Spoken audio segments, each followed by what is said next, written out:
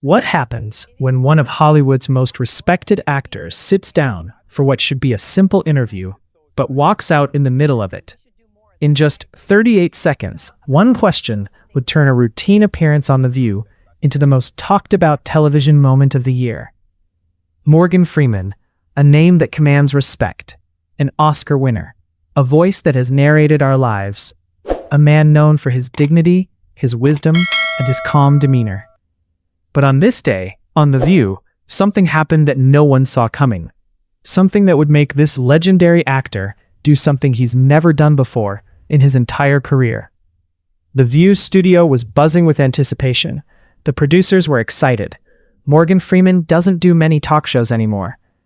He's selective, careful about where he appears. So when his team confirmed he'd be coming on to promote his latest project, everyone knew this would be big. The cameras were positioned perfectly. The lighting was just right. And Joy Behar, one of the show's most outspoken hosts, was ready with her questions. But what started as a friendly conversation would quickly turn into something else entirely. Because Joy Behar, known for her direct questioning style, was about to ask something that would cross a line. A question so inappropriate, so shocking, that it would make a man who has spent decades in Hollywood, who has faced every kind of interview imaginable, stand up and walk away. But before we get to that moment, we need to understand who Morgan Freeman really is. Because to understand why this moment was so significant, you need to know the man behind the legend. You need to know what it takes to make someone like Morgan Freeman walk away from an interview. And trust me, after you hear what happened, you'll understand exactly why he did what he did. Morgan Freeman isn't just an actor. He's an institution.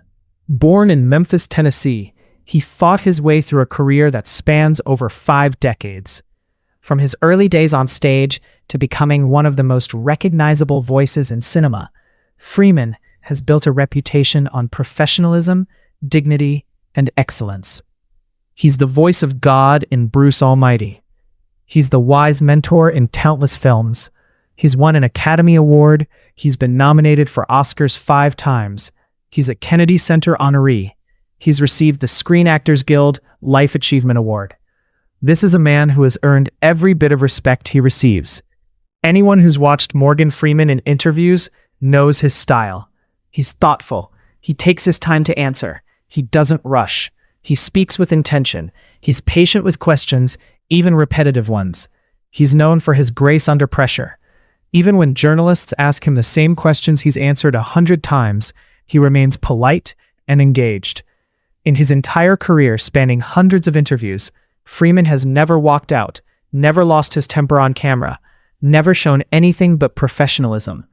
He's dealt with intrusive questions about his personal life. He's handled political questions he didn't want to answer. He's navigated difficult conversations about race in Hollywood, and through it all, he's remained composed. Now let's talk about The View. Since its debut in 1997, The View has been known for its panel of women discussing hot topics. It's a show that prides itself on being direct, sometimes confrontational. The hosts don't shy away from tough questions. They're known for their passionate debates, both with each other and with their guests. Joy Behar, one of the original co-hosts, has built her reputation on being outspoken. She's never been one to hold back. She asks the questions other people are afraid to ask. Sometimes that makes for great television. Sometimes it makes guests uncomfortable. But usually, even when things get tense, it stays civil. On this particular day, Morgan Freeman was scheduled to appear during the show's first segment. His team had agreed to a standard promotional interview. He was there to talk about his new project, maybe share some stories from his career, engage in some light conversation. It was supposed to be straightforward, pleasant, the kind of interview Freeman has done countless times. The producers briefed Joy and the other hosts. They knew Freeman was private about certain aspects of his life. They knew he preferred to keep things professional. They had agreed to focus on his work, his career, maybe touch on some broader industry topics. Everything seemed set for a smooth, enjoyable interview. But Joy Behar had other plans. Morgan Freeman walked onto The View set to enthusiastic applause. The audience was thrilled. Here was a living legend, walking into their studio. Freeman smiled, waved to the crowd, and took his seat. He looked relaxed, comfortable. He'd done this 1,000 times before. Joy Behar greeted him warmly. "Welcome to The View, Mr. Freeman. It's an honor to have you here." Freeman nodded graciously. "Thank you for having me. It's good to be here." The other hosts chimed in with their hellos. Everything seemed normal. The interview started smoothly. Joy asked about Freeman's new project.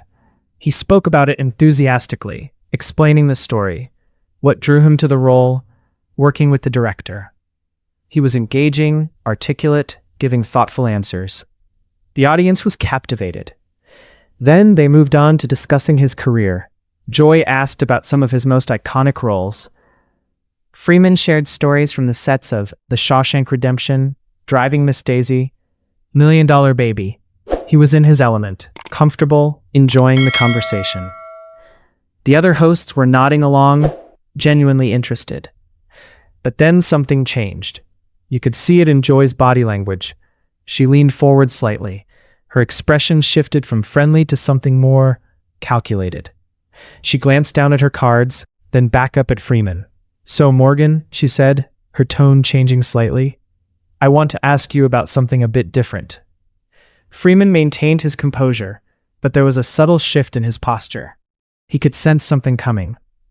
"You've been in this industry for over 5 decades, Joy continued. "You've seen how Hollywood has changed. You've navigated different eras, different movements." Freeman nodded slowly. "That's true," he said, his voice measured. The other hosts exchanged quick glances. They could feel the energy shifting. One of them tried to interject with a lighter question, but Joy pressed on. "There's been a lot of discussion recently about accountability in Hollywood," Joy said. "About people's past behaviors, past relationships, past decisions." Freeman's expression didn't change, but his eyes became more focused. "There has been," he agreed carefully. "And I think our viewers would be interested in hearing your perspective," Joy continued. The audience had gone quiet. Even they could sense something was building. "You know, Morgan, you've worked with so many people over the years. So many co-stars, directors, crew members." Joy paused, and in that pause you could feel the entire studio holding its breath. Freeman sat back slightly in his chair. His hands, which had been relaxed on the armrests, tensed just a bit. "I have," he said, his voice now notably cooler, "and some of those relationships have been close," Joy said, and there was something in her tone that made it clear where this was going. One of the other hosts actually said, "Joy," as if trying to stop what was about to happen. But Joy Behar wasn't stopping. And then Joy asked it, the question that would change everything. "Morgan, there have been some reports over the years about your relationships with younger women, specifically women you've worked with. Some people have raised questions about the nature of these relationships, about whether there were power dynamics at play. What do you say to people who look at your history and see a pattern that makes them uncomfortable?" The studio went completely silent. Not a sound. Even the camera operators stopped moving. The other hosts looked shocked. The audience didn't know how to react. Morgan Freeman's face transformed. The warmth that had been there moments before vanished. His jaw tightened. His eyes, which had been friendly and open, became hard. "I'm sorry," he said, his voice dangerously quiet. "What exactly are you asking me?" Joy, to her credit or her detriment, depending on your perspective, didn't back down. "I'm asking if you think your position in Hollywood, your power, your influence, ever influenced these relationships in ways that might not have been entirely appropriate." Freeman sat forward in his chair. "Let me be very clear about something," he said, and his voice carried a weight that commanded attention. "I have spent my entire career conducting myself with professionalism and respect. Every relationship I've had, personal or professional, has been between consenting adults. And I don't appreciate the insinuation in your question." "I'm not insinuating anything," Joy said quickly. "I'm asking about perception, about how things might look to people on the outside." "No," Freeman said, cutting her off. "You're not asking about perception. You're making an accusation disguised as a question." The tension in the studio was suffocating. One of the other hosts tried to intervene. "Maybe we should move on too." But Freeman held up his hand. "No, let's not move on, because I think this is important." He turned his full attention to Joy. "You invited me here to discuss my work, my current project. Instead, you've ambushed me with tabloid-level accusations, Based on what? Rumors? Gossip? They're not just rumors, Joy said, and you could hear some defensiveness creeping into her voice. There have been articles, Freeman interrupted, written by people who weren't there, who don't know me, who are speculating based on nothing but their own biases and assumptions. Joy sat up straighter. I think in the current climate, these are fair questions to ask. We're living in an era of accountability. People want to know. People want to know, Freeman said, or you want to create a moment. You want to be the one who got Morgan Freeman to admit to something on camera. Is that what this is about? That's not fair, Joy protested. I'm doing my job as a journalist. A journalist, Freeman repeated, and there was such contempt in his voice that several people in the audience gasped. A journalist fact-checks. A journalist investigates before making accusations. What you're doing is gossip, masquerading as journalism. I'm not making accusations, Joy said, her voice rising. I'm asking questions that people are already asking. No, Freeman said, standing up now. You're repeating lies and asking me to defend myself against them, and I won't do it. I won't sit here and dignify this with a response. He reached for his microphone, started to remove it. A producer rushed onto the set, trying to calm the situation, but Freeman waved them away. Mr. Freeman, please, one of the other hosts said. We can talk about something else. We don't have to. It's too late for that, Freeman said, and his voice was surprisingly calm now. The anger had been replaced by something else. Disappointment maybe, or just exhaustion. Freeman got his microphone off and set it carefully on the chair. He looked at Joy Behar, and for a moment it seemed like he might say something else, but instead he just shook his head. I came here to have a conversation, he said, to talk about my work, maybe share some insights from my career. I didn't come here to be put on trial for crimes I haven't committed, to defend myself against accusations with no basis in reality. Joy opened her mouth to respond, but Freeman continued. You know what the sad thing is? He said. I've admired this show. I've watched it over the years and appreciated the important conversations you've had. But this isn't important conversation. This is tabloid television. And with that, Morgan Freeman turned and walked off the set. No dramatic storm-off, no slamming doors, no shouting, just a dignified exit by a man who had reached his limit. He walked past the cameras, past the stunned crew members, past the producers who were scrambling to figure out what to do next. The studio audience sat in shocked silence. The other hosts looked at each other, uncertain how to proceed. Joy Behar sat there, her expression unreadable. Was it defiance? Regret? Shock at what had just happened? For a long moment, nobody said anything. The show was live, and millions of people had just watched Morgan Freeman walk out mid-interview. Finally, one of the other hosts tried to recover. We're going to take a quick break, she said, her voice shaky. We'll be right back. As soon as they cut to commercial, chaos erupted. Producers were on their phones. The other hosts turned to Joy. What were you thinking? One of them asked. Joy's response wasn't caught on camera, but people in the studio later reported that she defended her questions, insisted she had a right to ask them.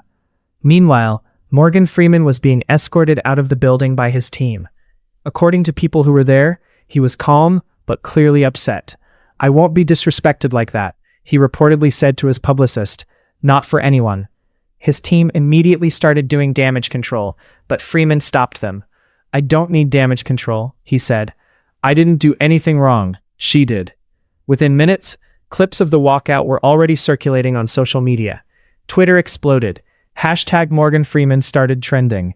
People were shocked, outraged, confused. What had happened? By the time The View came back from commercial, the internet was already on fire.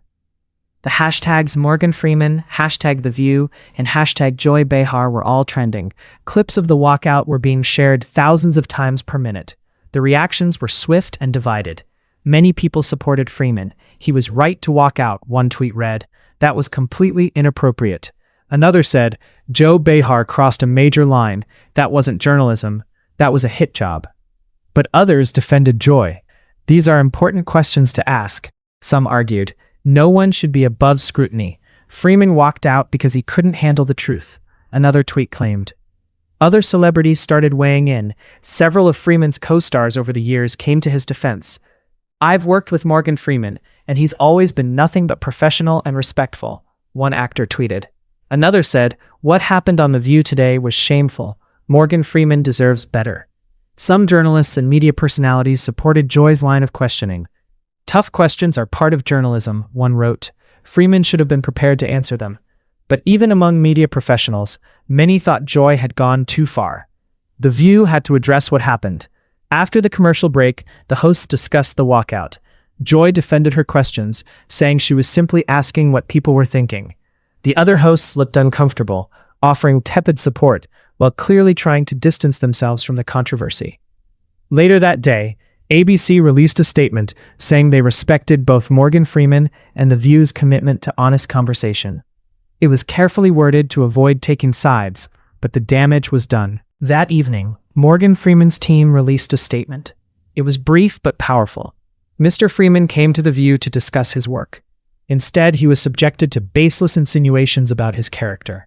He does not respond to gossip and will not dignify unfounded accusations with a defense. He has spent his entire career conducting himself with integrity, and that record speaks for itself. The statement didn't mention Joy Behar by name, but it didn't need to. Everyone knew what it was about.